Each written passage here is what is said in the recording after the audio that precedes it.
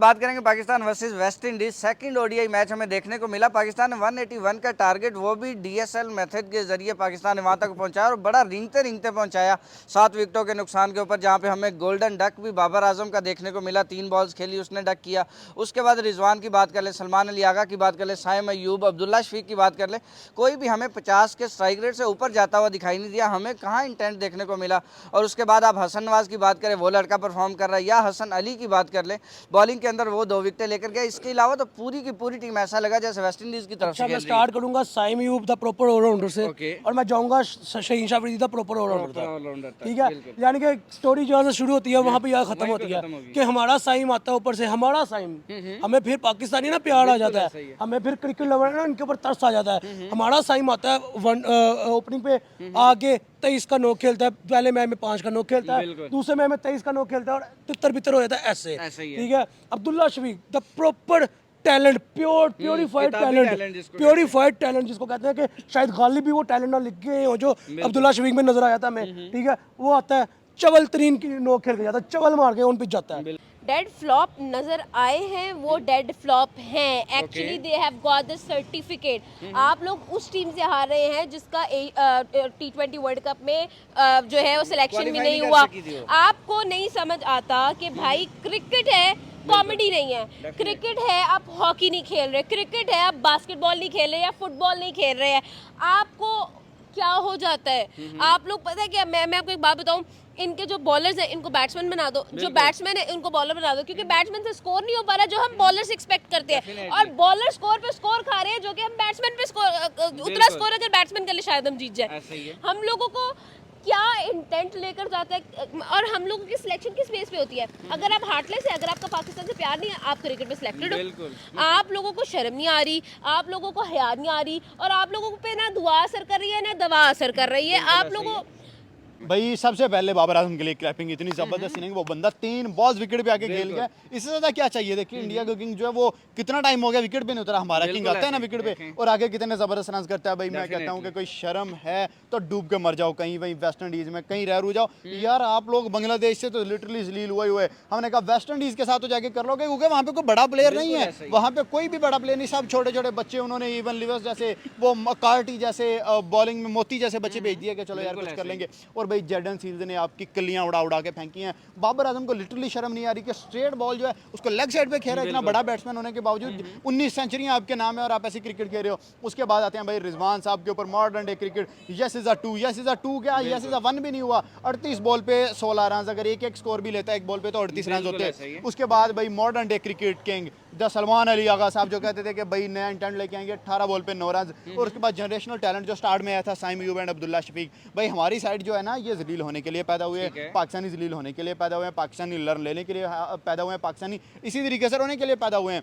आप पिछले 3 साल में देख लें कौन सा ऐसा एक मैच है जो भाई हमने एक्स्ट्रा ऑर्डिनरी जीता हो, कौन सा ऐसा मैच है जिसमें हमने Australia, India, south Africa, England को बीट किया हो, न्यूजीलैंड को बीट किया हो। हम पहले न्यूजीलैंड से कंजेक्टिवली मैचेस हारे, उसके बाद हम बांग्लादेश से कंजेक्टिवली हारे, अब हम वेस्ट इंडीज से एक ओडीआई हार गए, एक T20। देखिए वेस्ट इंडीज जैसी साइड के खिलाफ भी अगर हम 1 साइडेड सीरीज नहीं जी सकते, 3-0 से T20, 3-0 से ओडीआई नहीं जी सकते, तो दैट मींस कि हमारी टीम के पल्ले ही कुछ नहीं है। उसके बाद the king of Pakistan, the Babar Azam king आता है ऑन पिच, 3 बॉलें फेस करता है, तीसरी बॉल पे आउट हो जाता है। और साइम की मैं यहाँ पे एक बात ऐड ऑन करता चलूँ, सीरीज ने पहले इनिंग में जैसा उसका डिसमिसल किया वैसा ही सेम डिसमिसल आज था, सेम डिसमिसल आज था। ठीक है, यानी कि आप ये वर्क कर रहे हो अपने ऊपर, ये अपनी क्रिकेट को फरोग दे रहे हो, ये दिमाग से अपनी क्रिकेट खेल रहे हो कि पहले मैच में जहां से आपको आउट होते हो वहां से ही दूसरे मैच में भी आप आउट हो जाते हो। ये यानी कि आपने तो अपनी वीकनेस पकड़ा दी। वीकनेस आपकी तो टोटल वीकनेस है, पाँव पे बोल दो वीकनेस है, शोल्डर दे दो वीकनेस है, लेग साइड दे दो वीकनेस है, जहां भी बोल दो वीकनेस ही है आपकी। तो नजर नहीं आती कोई परफॉर्मेंस आपके में जी। एक आपने 50 लगा दी, एक नो लुक शॉट खेल दिया तो हम आपको सराहने लग पड़े, हम आपको पलकों के ऊपर बिठाएं, हाथों का छाला बना ले। मुझे नहीं समझ में आती ये कौन सी क्रिकेट खेल रहे हैं। आप देखें कि वेस्ट इंडीज ओडीआई में 10वें नंबर की टीम है, ठीक है, 10वें नंबर की, और हम कहाँ पे, हम चौथे नंबर पे हैं, चौथे के 5वें नंबर पे आई थिंक सो है। हम उनसे कैसी इबरतनाक शिकस्त ले रहे हैं कि पहले तो हम 37 ओवर में 171 करते हैं, जबकि सबको पता है कि आज बारिश होनी है, ठीक है, और हम 37 ओवर के अंदर 171 पे खड़े हैं। शुक्र दुआएं दें, जोली उठा के दुआएं दें डीएलएस मेथड को, जिसने आपके 2 और भी कम कर दिए, 35 और भी दे दिए, और 181 स्कोर भी 10 का स्कोर भी बढ़ा दिया आप। कि बाबर आजम की परफॉर्मेंस की बात करें, रिजवान मैं क्या कहूँ, क्या मुझे कुछ कहना बनता है, क्योंकि इन लोगों ने तो अपनी परफॉर्मेंस यही बता दिया है ना। अच्छा, कभी कभी ऐसा होता है कि आप स्पीचलेस हो जाते हैं, कभी कभी अच्छी रीजंस की वजह से और कभी इस तरह की रीजंस की वजह से, क्योंकि ये इतनी पैथेटिक हो गई है कि ना हमें अब इन पे रोना आता है, अब तो गुस्सा भी आना कम ही हो गया है भाई।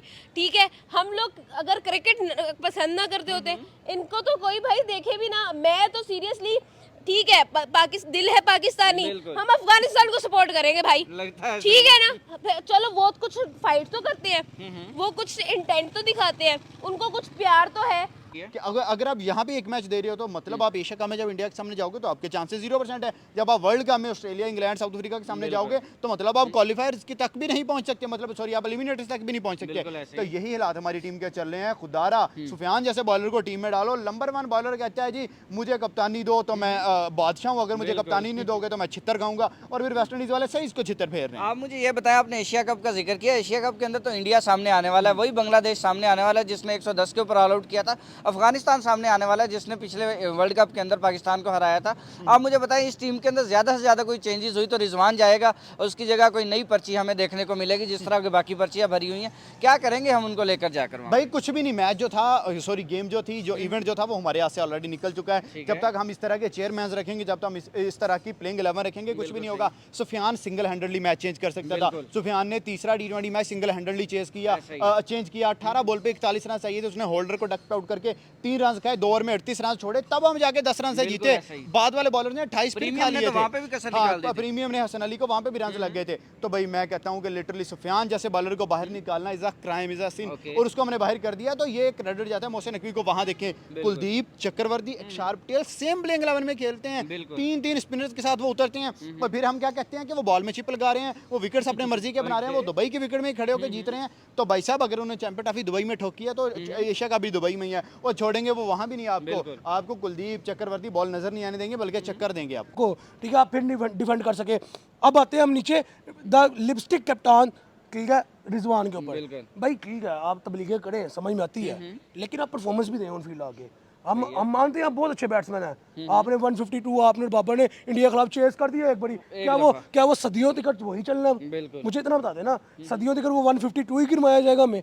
नहीं, हमें करंट मोड के अंदर मॉडर्न इरा की क्रिकेट चाहिए है। बिल्कुल सही। जो दुनिया T20 के टेस्ट के अंदर T20 खेल के दिखा रही है, ठीक है, जो जिस टीम के आप बातें उठा करते हो, जिस टीम के आप मेंटोर्स के साथ आंखों में लटका लगाते हो कि हमने उससे जीत लिया, आपने उससे हार गए, ठीक है भाई, वो उनकी क्रिकेट जाकर देखें कि वो बांग्लादेश के होम ग्राउंड में जाके T20 के अंदर 297 में आ रहे हैं, ठीक है, और आप क्या कर रहे हो, बांग्लादेश है उनके घर में जाके 110 पे आउट हो रहे हो, ठीक है। तो ये पॉइंट्स है ना, आप कंपैरिजन करने उतरते हो, आप रिलेट करने उतरते हो, आपको ये भी पता होना चाहिए, आपके गिरवन में अपने गिरवन में जाके देखना चाहिए आपको कि आपके अंदर पानी कितना है, ठीक है। रिजवान की बात होगी, Salman Ali Agha vice captain of ODI team और T20 का कप्तान हमारा क्या कर रहा है? कुछ भी नहीं, नो स्कोर कर नो खेल के 18 बॉलों के ऊपर, ठीक है। उसके बाद हसन नवाज को मैं क्रिटिसाइज नहीं करूंगा क्योंकि पहला जो हारा वो मैच उसने जितवाया, ठीक है, वो ना खेलता ना जीतते, उसने जितवाया, ठीक है। दूसरा मैच भी वो अच्छा नो खेल गया, 36 पे नोट आउट गया, ठीक है। हुसैन तलत पे आ जाते हैं हम, पहला मैच उसने भी अच्छी पार्टनरशिप के लिए, आज वो भी चवल मार गया, ठीक है, 31 स्कोर वो भी करके चवल मार के चला गया, फजूल सा आउट दे गया। उसके बाद नीचे आ जाए इब्रार के ऊपर, प्रॉपर ऑलराउंडर पे आए ना, जो प्रॉपर ऑलराउंडर पे ट्रैक है, जो शहीनशाह अफरीदी है, इसको दे दे, इसको आज दे दे पीसीबी कप्तानी टीम की, ये देना आपको मैच खेल के भी दिखाएगा, इंटेंट भी शो कराएगा और पैशन भी शो कराएगा, जो सेम लाहौर कलंदर में चलता है, ठीक है। एग्जैक्टली, आप ये देखें कि आपके पास आपके पहले मैच में अब्दुल्ला शफीक नहीं चला, आपके पास बैट ओपनर हार्डी मोहम्मद हारिस बैठा हुआ है, आपने क्यों नहीं आज खिलाया? अग्रेसिव क्रिकेट खेलता है, खेलेगा, खिलाएं उसको, कराएं, मौका तो देना। एशिया कप से पहले बच्चों के बल्ले खुलवाएं, ठीक है, बच्चों के बल्लों को तेल लगाएं, ठीक है, बट नहीं, हमने क्यों खिलाए जी?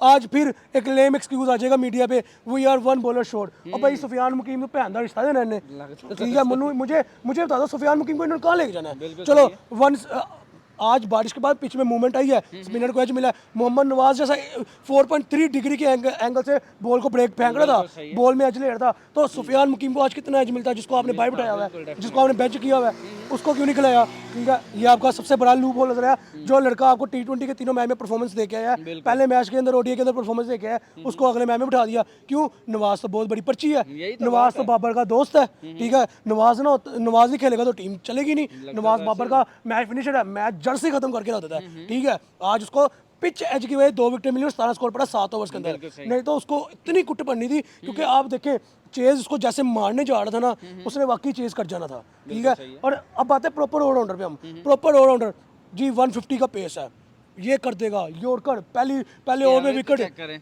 विकेट, 6 की इकोनॉमी से कुट पड़ी है। ठीक है, 6 ओवरों में 35 स्कोर खाया, 5.83 की इकोनॉमी से कुट पड़ी है। स्लो रहा कि हसन अली 2 विकेट ले गया, ऊपर से अटैक कर गया हसन अली आके। फिर उसके बाद देखिए अब 137 फास्टेस्ट पेस जा रही है उसकी सीरीज के अंदर। ठीक है, और लोएस्ट पेस आज उसने फेंकी है 119 की। ठीक है, ये क्रिकेटर है, ये पाकिस्तान के क्रिकेटर है।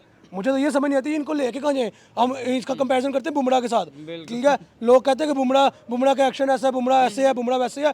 भाई आपका सीधा लंगड़ा आपका सीधा वाला लंगड़ा है। ठीक है, मुझे बता दें आपका जो सीधा है वो कितना कड़ा है। उसकी तो हाईएस्ट पेस 137 की निकली है और वो टेस्ट के अंदर 135 की पेस फेंक रहा है। ठीक है, देखिए ना, कंपैरिजन होता है सेंस से, सोच समझ से।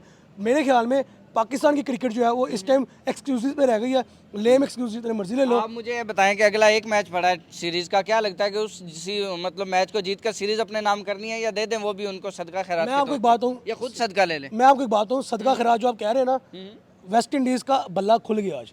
अगले मैच में इन्होंने उनके हलक से मैच निकाल के ना लेके मेरा नाम बदल देना आप, मैं इधर मौजूद हूँ। पाकिस्तान को उन्होंने बड़ी इबरतनाक शिकस्त देनी है। ये तो शिकस्त बारिश को दुआएं दे ना कि बारिश ने आगे काम ठंडा कर दिया, नहीं तो आज 210 का टारगेट होना था और 30-35 ओवर में चेज होना था। ठीक है, अगला मैच जो कि आई थिंक एक दिन के वक्फे से है, उसके अंदर आप देखेगा कि पाकिस्तान सीरीज जीतता है कि पाकिस्तान सीरीज देता है या सदका देता है। ठीक है, वेस्ट इंडीज इनकी नाक से लकीरें निकलवा के मेरा नाम बदल दिया।